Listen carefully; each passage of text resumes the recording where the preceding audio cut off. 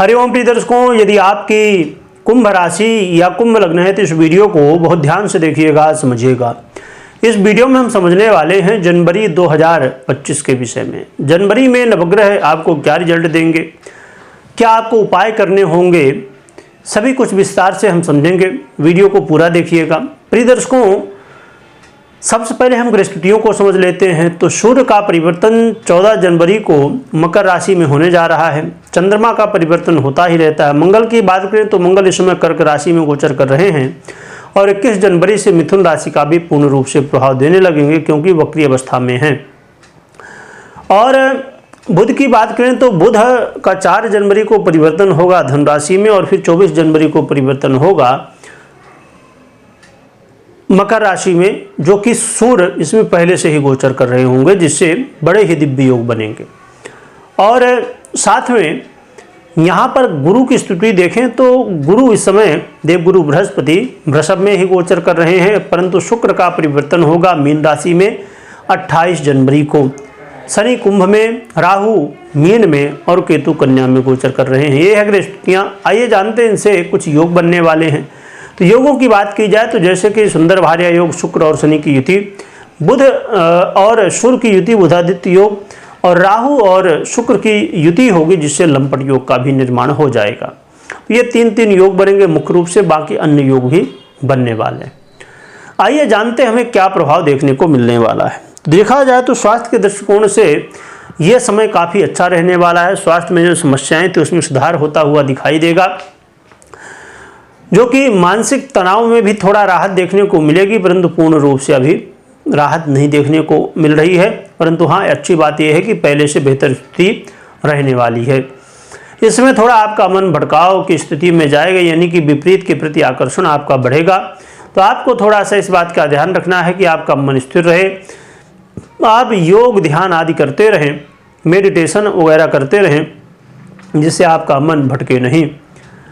जो विद्यार्थी वर्ग हैं, स्टूडेंट हैं, उनके लिए इस समय काफ़ी अच्छा रहने वाला है। विद्यार्थियों के लिए, स्टूडेंट के लिए इस समय आप अपने क्षेत्र में बड़े अच्छे प्रभाव देखने को आपको मिलेंगे। जो लव पार्टनर हैं उनके लिए भी अच्छी स्थिति है। लव पार्टनर के लिए आपके जीवन में एक नई शुरुआत देखने को मिलने वाली है। आप अपने लव लाइफ में कहीं ना कहीं पुरानी चीज़ों को भूल के नए रूप से अपनी लाइफ की शुरुआत करेंगे और अपने लव लाइफ को और भी मजबूत करेंगे। और आपके लव पार्टनर आपका सहयोग भी करने वाले हैं और जीवन में कहीं ना कहीं काफ़ी कुछ बदलने वाला है।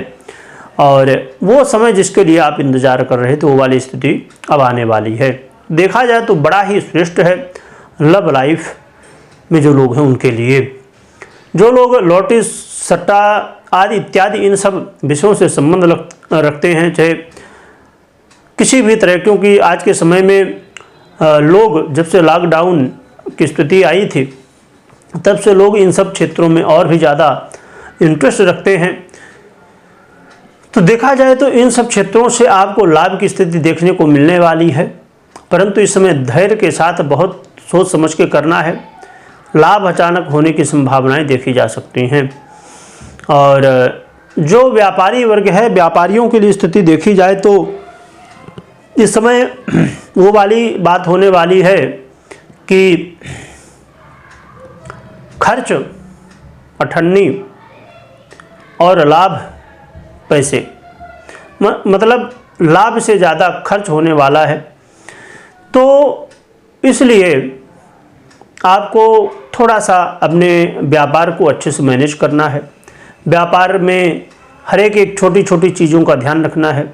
खासकर इन विषयों पर विशेष रूप से ध्यान दीजिएगा कि किसी से आपने पैसा लिया है उसको कब देना है, किसी को आपने कोई वादा किया है, ग्राहक को आपने बोला है कि भाई आपको ये सामान 2 दिन बाद आपको मिलेगा, है आज ऑर्डर आप दे दो, तो वो 2 दिन बाद मिलना चाहिए, बल्कि 1 दिन पहले ही आप दे दो तो बढ़िया है ना।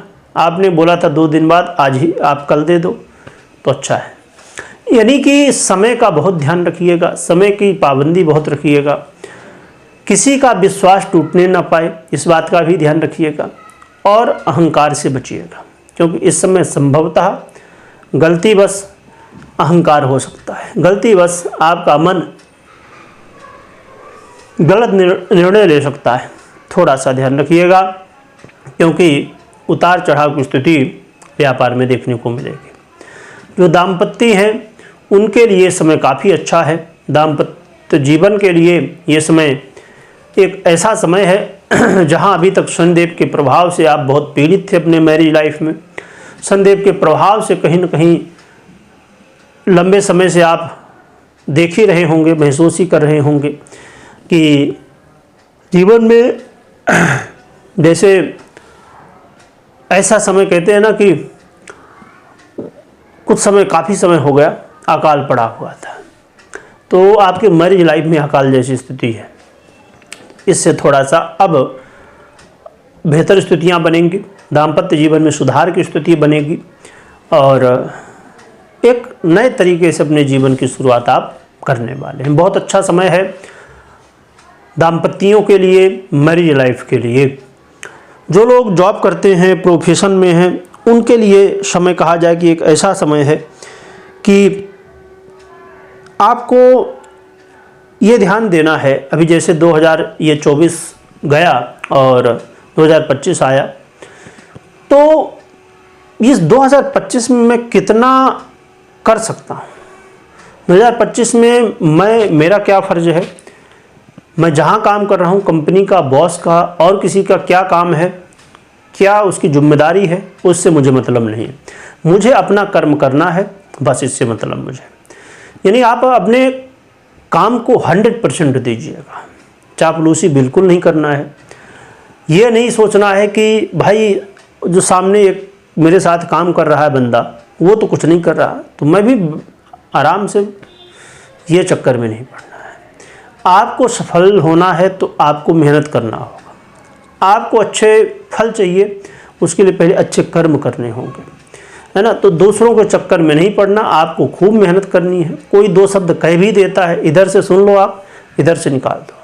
थोड़ा बहुत लोगों के साथ वाद विवाद, कलह का माहौल होता है, तो हमारा उद्देश्य क्या है, वो वाली बात है कि छोटी छोटी लड़ाइयाँ हारनी पड़ती हैं जब बड़ा युद्ध जीतना हो। इसलिए आपको फोकस करना 100% अपने काम पर। दुनियादारी से कोई मतलब नहीं, कौन क्या कुछ कह रहा है, कोई क्या कर रहा है, उससे कोई मतलब नहीं। अपने काम पे फोकस, है ना। तो ये आपके लिए अच्छा रहेगा। थोड़ा सा ध्यान रखिएगा, करियर में उतार चढ़ाव की स्थिति बनेगी, ध्यान रखिएगा। और जीवन में आपने महसूस भी किया होगा, नहीं किया तो ये समझ लीजिए कि जो व्यक्ति कर्म करता है उसको फल मिलना है। ठीक है, थोड़ी कई बार देर होती है, पर फल जरूर मिलता है। तो धैर्य रखिएगा।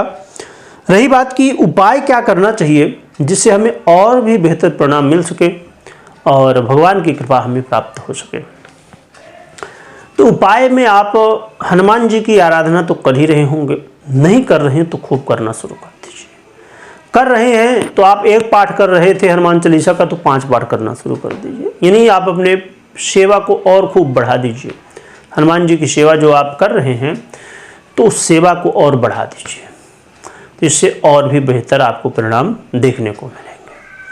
साथ में इस बात का ध्यान रखिएगा कि विपरीत के प्रति आकर्षित नहीं, विपरीत से हमें सीखना है कि हम अपने जीवन में और अपने आप को कितना बेहतर कर सकते हैं, जिससे विपरीत भी सबक ले सके, विपरीत भी हमसे सीख सके।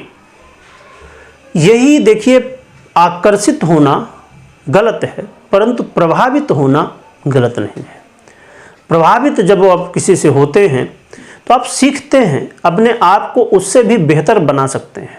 ये प्रभावित होने का मतलब यही है कि आप प्रभावित यदि किसी व्यक्ति से हैं तो उसके जैसा नहीं, और भी उससे श्रेष्ठ बनिए।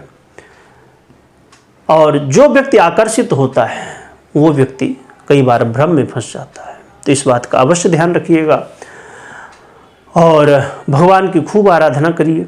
और कमेंट में जय बजरंगबली लिखिएगा, लिखने के साथ खूब स्मरण करिएगा।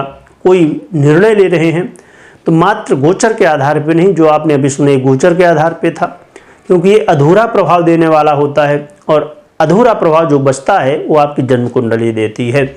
तो दोनों को देखिए, समझिए, कुंडली का विश्लेषण कराइए, करिए, इसके बाद निर्णय लीजिएगा। वीडियो देखने के लिए बहुत बहुत धन्यवाद।